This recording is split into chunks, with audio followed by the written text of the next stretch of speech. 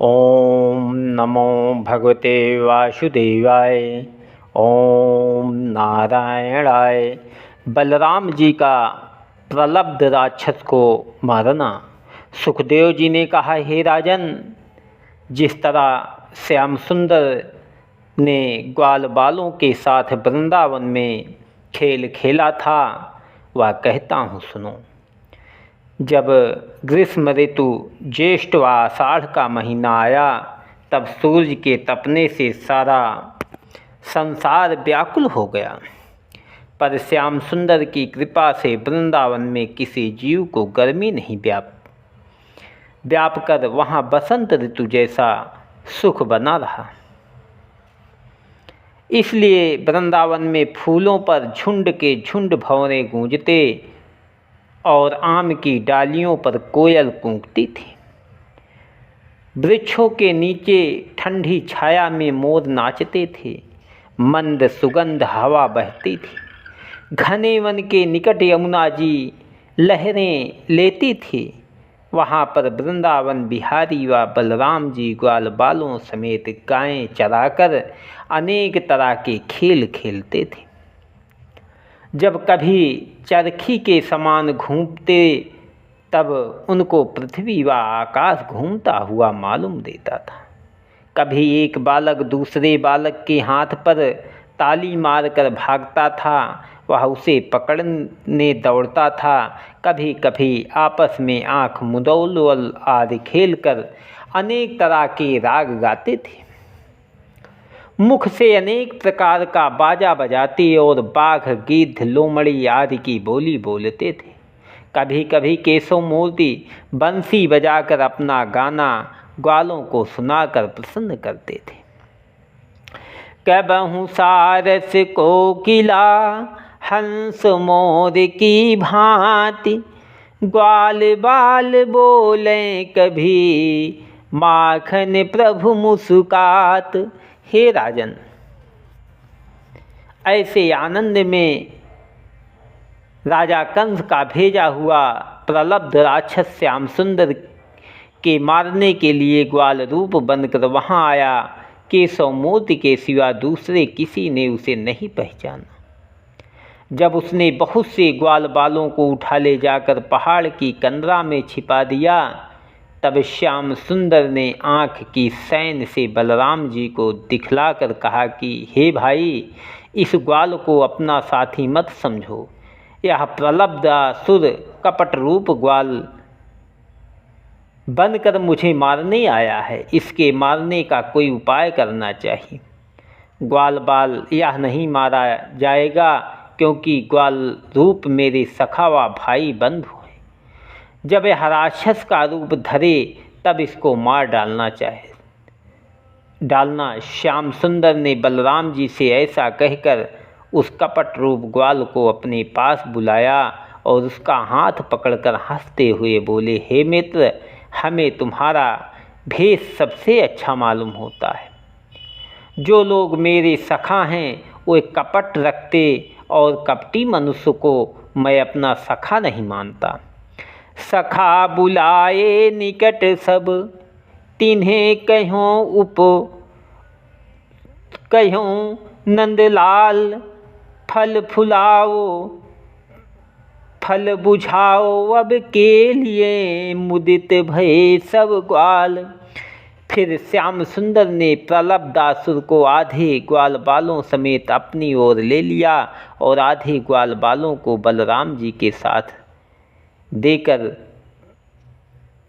फल बुझौल खेलने लगे और यह करार आपस में ठहराया कि जो लड़का फलवा बूझ सके, उस तरफ से सब ग्वाल बाल दूसरी ओर के लड़कों को अपनी पीठ पर चढ़ाकर भांडीर वन तक ले जावे और उसी तरह चढ़ाए हुए जहाँ पर दोनों बालक फल बुझाने वाले बैठे हों, फिर आवे। एक एक ग्वाल बाल दोनों गोल का अवस्था में बराबर जोट ठहराया। श्याम सुंदर ने अपना जोट श्री दामा ग्वाल से और बलभद्र जी का जोट प्रलब्धासुर कपटी रूप ग्वाल से बांधा। जब खेलते समय बलराम जी जीते और श्री कृष्ण जी हार गए, तब बलभद्र जी कपट रूपी ग्वाल की पीठ पर चढ़े और श्री दामा श्री कृष्ण की पीठ पर चढ़ा। इसी तरह श्याम सुंदर के साथ सब बालक बलराम जी की ओर वाले ग्वाल बालों को अपनी अपनी पीठ पर चढ़ाकर भांडारी वन को चले। तब वह ग्वाल रूप राक्षस सब लड़कों से आगे बढ़कर बलराम जी को आकाश की ओर ले उड़ा और 1 योजन के प्रमाण अपना राक्षसी रूप बना लिया। उसके काले शरीर पर बलभद्र जी का गोरा तन कैसी शोभा देता था, जैसे श्याम घटा में चंद्रमा शोभित होता है। कानों के कुंडल बिजली के समान चमकते थे और शरीर का पसीना पानी की तरह बरसता था। उसका राक्षसी तन देखते ही बलदाऊ जी ने अपना शरीर ऐसा भारी किया कि प्रलब्धासुर वह भार उठा न सका और उनको लिए हुए पृथ्वी पर गिरा। जब उसने बलराम जी को मारना चाहा, तब संकर्ष ने उनके सिर में एक मुक्का मारा तो उसका मस्तक इस तरह फट गया जिस तरह इंद्र के वज्र से पर्वत टूट जावे। जब उसके मस्तक से धारा प्रमाण लोहू बहने लगा, तब वह राक्षस चिल्लाकर मर गया। उसकी लोथ गिरने से 3 कोस तक के वृक्ष टूट गए। ग्वाल बाल चकित भयो दौड़ गए बल पाश, मृतक असुर तन देख के सबको भयो हुलास।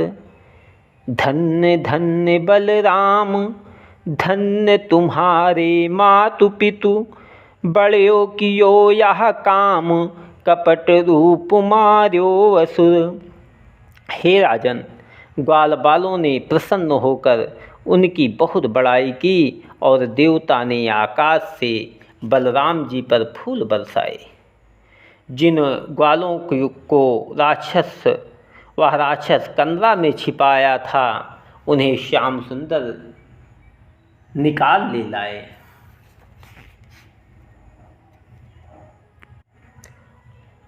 और ग्वालों का मूज के वन में आग लगने से विकल होना। सुखदेव जी ने कहा, हे राजन, जब ग्वाल बाल उस लोथ का तमाशा देखने लगे, तब सब गौ चरती हुई मंजू के वन में चली गई। जब दूर तक श्री कृष्ण आदि ने उनका पता नहीं पाया, तब सब ग्वाल बाल अलग अलग टोली बांधकर गौओं को ढूंढने लगे। वृक्षों पर चढ़कर दुपट्टा घुमाकर गायों का नाम लेकर पुकारते थे। उसी समय एक ग्वाल ने आकर मुरली मनोहर से कहा कि हे भाई, सब गौ मुंज के घने वन में चली गई और ग्वाल लोग उनकी खोज में भटकते फिरते हैं। यह सुनते ही श्याम सुंदर ने कदम के वृक्ष पर चढ़कर ऐसी मुरली बजाई कि उसका शब्द सुनते ही सब गायों वह ग्वाल बाल मूंजवन को चीरते फाड़ते हुए इस तरह श्याम सुंदर की ओर चले जिस तरह वर्षा ऋतु में नदी व नाले का जल वेग से बहता है। उसी समय राजा कंस का भेजा हुआ एक राक्षस केशवमूर्ति को मारने के लिए उस वन में आया। उसने अपनी माया से ऐसी आंधी चलाई कि चारों ओर धूल से अंधियारा छा गया और वन में आग लगा दी। जब उस अग्नि के तेज से ग्वाल बालों और गायों का शरीर जलने लगा, तब उन्होंने व्याकुलता से श्याम सुंदर और बलदाऊ जी को पुकार कर कहा, हे वृंदावन बिहारी, हम लोग जले जाते हैं, हमारे प्राण बचाओ। जब हम पर संकट पड़ता है तब तुम रक्षा करते हो। आपके सिवा दूसरा कोई हमारा सहायक नहीं है।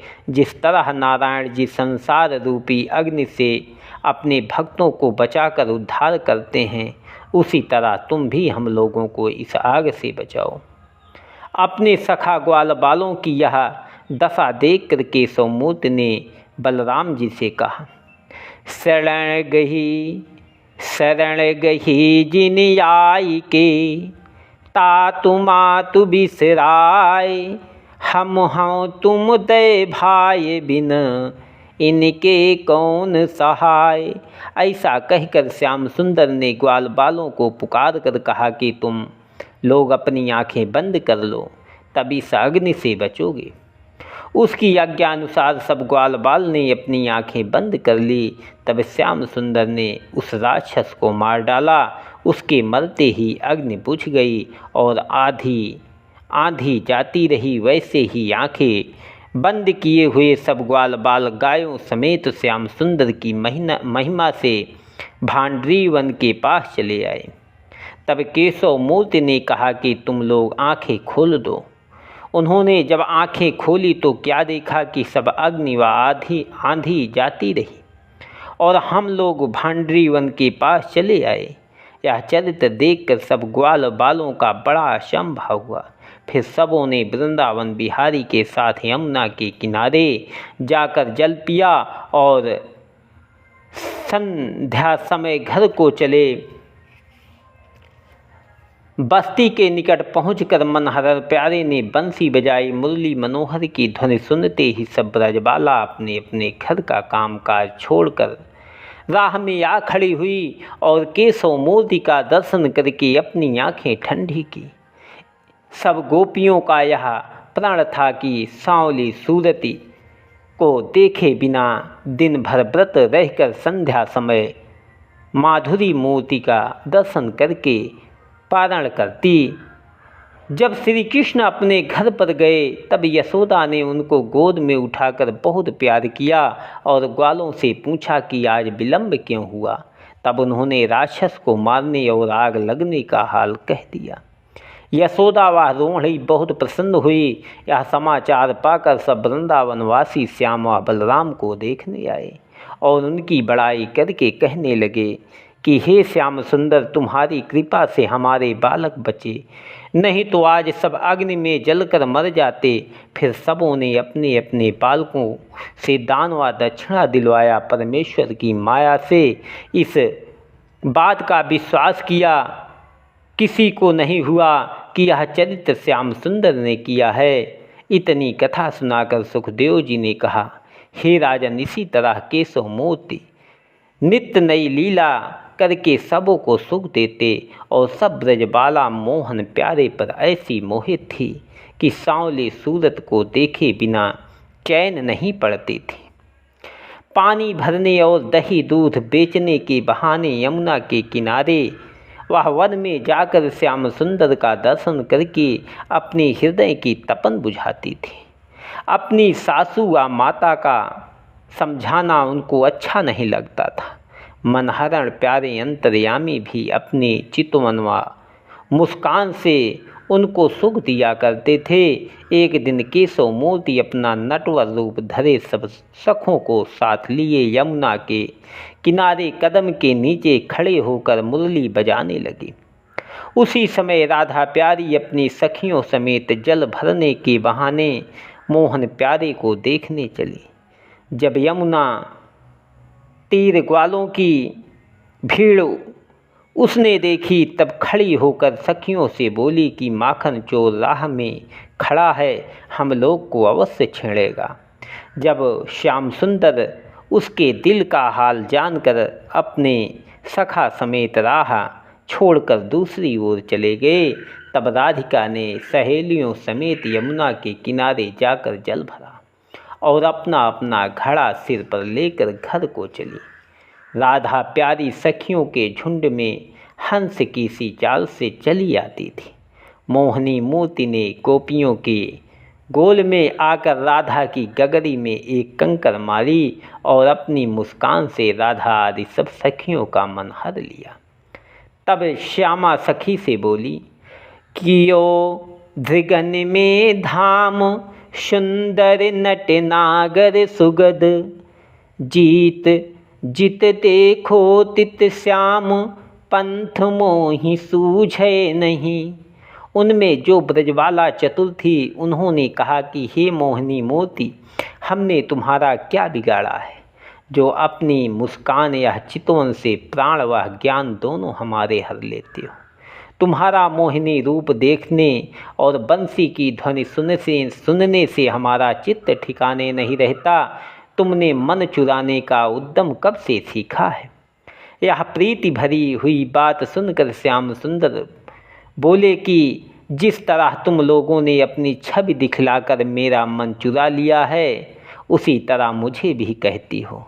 तब गोपियों ने रुखाई से कहा कि तुम किसी का चीर खींचकर धक्का देकर गिरा देते हो, किसी की गगरी कंकड़ी मारकर फोड़ डालते हो। तुम्हारे मारे कोई यमुना का जल भरने नहीं पाता। हम लोग यशोदा के पास जाकर तुम्हें फिर उखल में बंधवावेगी। यह सुनी हरि रिस कर उठे, इडुरी लही छिनाए। कहो जाए अब मात सो, लीजो मोहि बंधाए।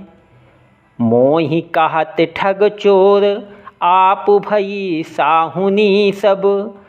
डारी गगरी फोर कहत, जाऊं चुंगली करन। जब श्याम सुंदर ने ऐसा कहकर इंडोरी यमुना में बहा दी, तब गोपियों ने यशोदा के पास जाकर कहा कि नंदलाल जी के मारे हम लोग यमुना जल भर नहीं पाती। वह हम लोगों की ऐसी दुर्दशा करते हैं कि उसका हाल लज्जा के मारे कहा नहीं जाता। यह सुनकर यशोदा बोली कि जैसा कहो वैसा मैं करूं। जब मैं उसको उखल से बांधा था तब तुम ही लोग उसकी सिफारिश करती थी। अब जब कन्हैया घर आवेगा तब मैं उसे मारूंगी। तुम लोग मेरे कहने से आज उसका अपराध क्षमा करो। इस तरह समझाकर यशोदा ने गोपियों को विदा किया।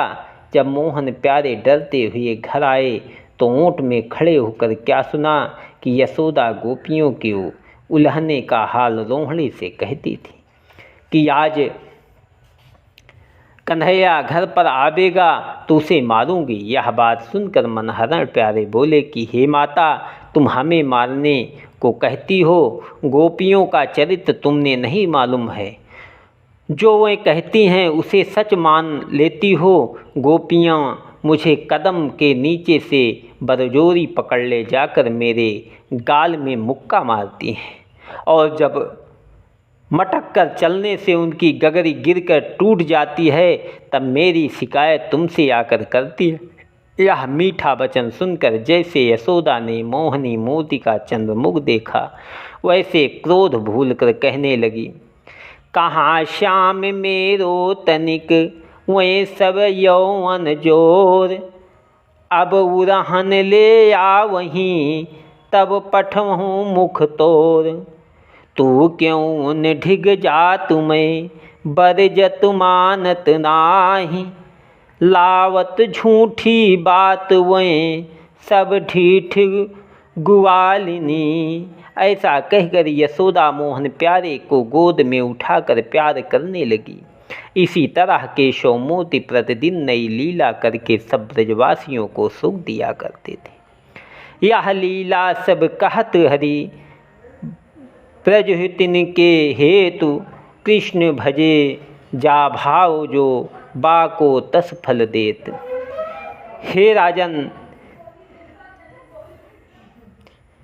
राधा प्यारी पूर्व जन्म के संस्कार से श्याम सुंदर पर बड़ी प्रीति रखती थी, इसलिए मोहिनी मूर्ति को देखे बिना व्याकुल होकर सखियों से बोली, हे बहन यमुना किनारे जल भरने के लिए फिर चलो, जिसमें मोहन प्यारे को देखकर आंखें ठंडी करूं।